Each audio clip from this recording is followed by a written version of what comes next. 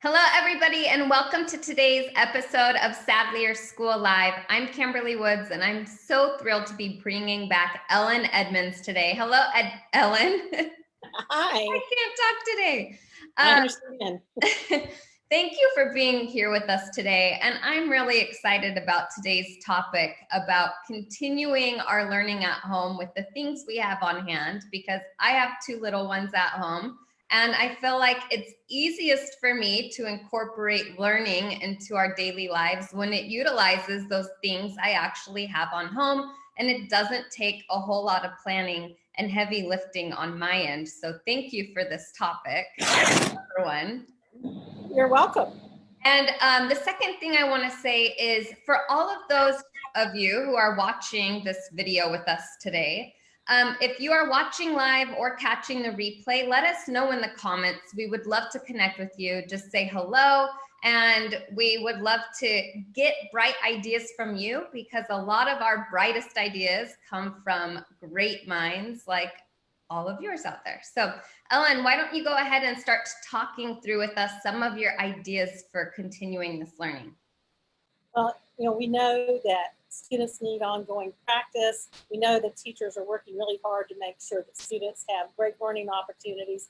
We also know that our children, our students, are not getting everything that they would typically get in the classroom setting. So we want to boost their learning and engage them in practice as much as we can. But we're not supposed to be going out and shopping, and we don't really have the extra dollars to throw at buying educational materials. And I think sometimes we make the mistake of thinking we've got to have very sophisticated resources to continue learning at home, when in fact we don't. And I know we've talked before about things like cooking and the opportunities in cooking. But there are lots of other things that we can do that don't require any resources. So when I think about our conversations, too often I think sometimes we start thinking about elementary students, but we want our middle and our high school students learning all the time also. So, there's always a type of music kids like. Now, I'm ancient, so when my kids were in that grade level, raps were really big. And so it's a lot of fun to do work with the new vocabulary words they're learning and putting those words into a rap, or important concepts that they're learning.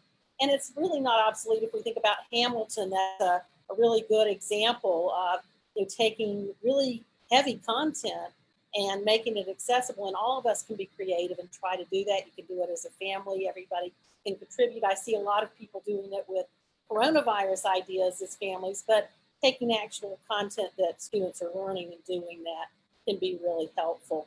So I encourage us to think about that. I think that maybe you've got some books on hand that both you and your middle grade or high school student could read and talk about. So you could read the same book, or if there's a big difference in the level of readers, you can always use Amazon and grab a used copy of a book at a little lower level or a higher level at an adult level, and take the opportunity to both read and discuss the same book. I know we read aloud to each other sometimes, and we read aloud to younger children, but there's something about that sort of literacy circle that I think our middle grade and high school students are missing, that can really take place at home. In fact, everybody that's a higher level reader could read the same book and have that conversation. That really, I think, is very powerful. When I think about younger students, one of my colleagues was reminding me that we have a lot of Easter eggs at home that maybe didn't get used, those lovely plastic ones that served their purpose, and we hate to throw things away. And that's such a great resource. As she was sharing with me, she thought of using them for math sentences. So writing numbers on the Easter eggs, and you could also put signs, operation signs on them, and ask your child to write and solve a math sentence. You can also throw those in a basket and treat it kind of like bingo or something else, and draw them out, call out the number, and have your child or children write math sentences and solve them. So it makes it more game-like. I think the more game-like things are, the more fun they are. Yep. I shared with you something that I loved. Fractions are the hardest thing to teach, and they're really difficult for students to understand too. And most of us have Legos or a similar product around. And I loved this because fractions are so much easier to understand when we've got a visual representation. And I think this is a really great idea for helping your child, your student, really get more comfortable with fractions and use those as as real manipulatives, not virtual manipulatives, but as real manipulatives. And that's very beneficial. So I encourage that.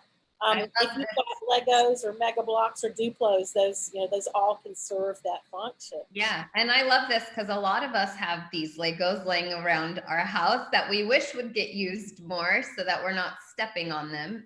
Oh, yeah. It's a great feeling, isn't it? Yeah. Another idea that Nicole had that I thought was really wonderful. Her younger child has Mega Blocks still around. So Duplos or Mega Blocks would be good with this. You can take a piece of masking tape, or you can use a sticky note and put letters of the alphabet on them, and then have the child create consonant, vowel, consonant words. Or if they're have moved up the continuum in their phonics learning, they might even be able to create multisyllabic words. And then, of course, that can be used for spelling too. And again, that manipulative piece is really neat. That's such a great idea. We've been trying to pull out this like beginning bananagrams game for my kids and building like the words with that. But I love the idea of using the Duplos too and having them build words that way. And they can say the sound the letter represents as they're putting them together. There's so many things that can make it multimodal, which is really very beneficial for our young developing readers. I also was thinking about some of the things that we have online that might be helpful. I always love taking games that we play in our family and making them into other types of tools. So I know that Vocab Gal shares Oranges to Oranges, the old Apples to Apples game, and I think that would be great to share with our participants and let them see. This is a really popular one, and she actually brought me onto Facebook Live a couple of weeks ago, and her and I played this game digitally, and it's a great game that you could virtually play with friends and family that you can't see in person right now, because you can have one person on the end kind of managing it with the cards, and the other person can just sit in and play the game with you. So I'm going to link to this download in the comments on this live. So all of these resources we're sharing, you'll be able to access there. Great.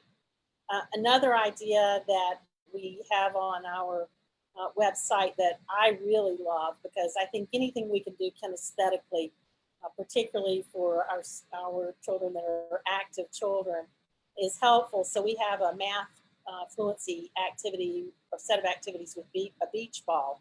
And again, you can use sticky note and put on the beach balls, or masking tape. You don't have to actually write on the beach ball if you don't want to. But it's a wonderful way of working on fluency and being active at the same time.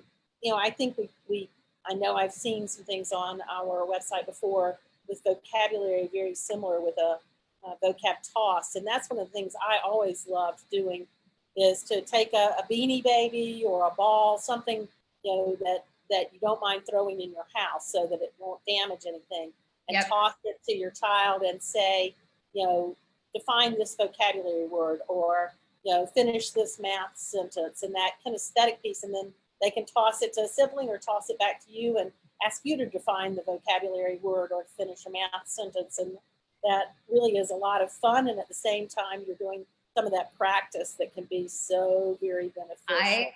I love that idea, because my girls love games where we're tossing balls back and forth, or more like improv games where they're like pointing to each other. So I think that would even be a great application if we were trying to look at synonyms for a word, or antonyms, where we could just each, pass it around and you have to give a new synonym. Absolutely. I think the more that we can use those vocabulary words, the better, and define them and use them in sentences and think of synonyms and antonyms. So those are all, I think, great things to do with vocabulary. I have always had fun when I write on whiteboards, and there's something about the visual aspect of it.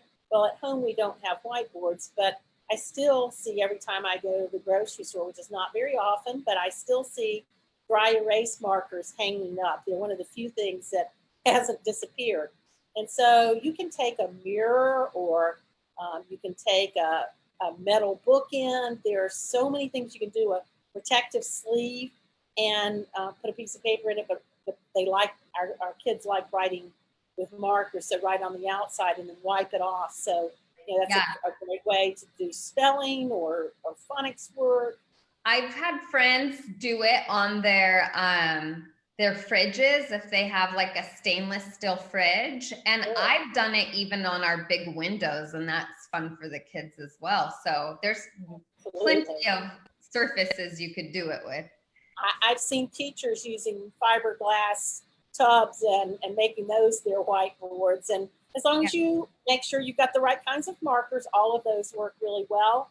And again, that's a great way to work with math too, to ask your child to go through the steps in solving the problem and talk to you about it, explain it, and to justify how their answer makes sense. I think they make it fun. The more that we can make the practice and the extended learning fun, the better off we are, because it's really hard. I think we're all home so much, and there's so much that we have on our shoulders, and yet we know that there's a lot of lost learning, and there will be all summer long. That's always the case. So these are things that can carry into the summer, and I think they're just there are a lot of fun kinds of activities. We are going to share an activity with folks about music, and it uses patterning. And so if you're musically inclined, understanding patterns in math is so important. And I think the more we can tuck a little bit of music in with it, the better. And just look at how much fun that will be. And that's easily something that we can do as families together and take advantage of it. And you could extend beyond this. If you get the way that it works, then you could do it with other music that you love. And I just think that's a really great way to think about patterns. And of course, you can do patterning with your Legos and your Mega Blocks also, and with those Easter eggs, by the way.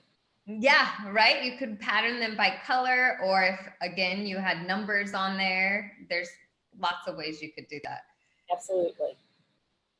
Yeah, I just want us all to think about all the things we can do. And oh, by the way, now that we're all together, the more conversations we have, the more we're building young children's oral language skills, and to really talk back and forth about things, so that we're moving away from the concrete to the abstract. And that's a great, and that's another way to practice vocabulary too. So and that's something I know I mentioned to you a few weeks ago. I've really been trying to do with my kids is, after I use a word in my sentence that's a upper level word, I will stop and say, oh, do you actually understand, dilapidated, or, and oftentimes they're like, no. And they would have just gone on with the conversation and tried to fill in the gaps of what dilapidated meant.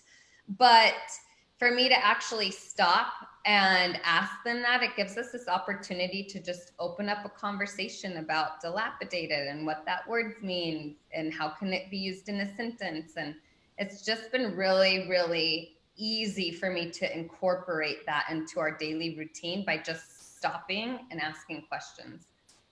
Right. So thank you so much, Ellen. All of these were great ideas, and I know I'm going to be using them at my house, especially the tossing of a ball around. I think it can be used for math. It could be used for vocabulary. And my girls are really into playing that pickle where I'm the one in the middle and they're trying to keep the ball away from me right now. So I know that it's going to be an activity that they are just thrilled to do with me. As I mentioned to all of you, I've linked to all of these activities on the comments on today's video. I've also dropped them into the chat here on Zoom. So if you would like to access the Oranges to Oranges, the Fluency Beach Ball, the Wrap Your Vocabulary Words, or the Rhythm and Music and Math download, they're all there for you. And we would love to have you back here with us on Monday at 3:00 p.m. Eastern, 12 o'clock Pacific. Thank you so much, Ellen, and we can't wait to see you next Friday. I look forward to seeing you. Thank you. Thanks. Bye. Bye-bye.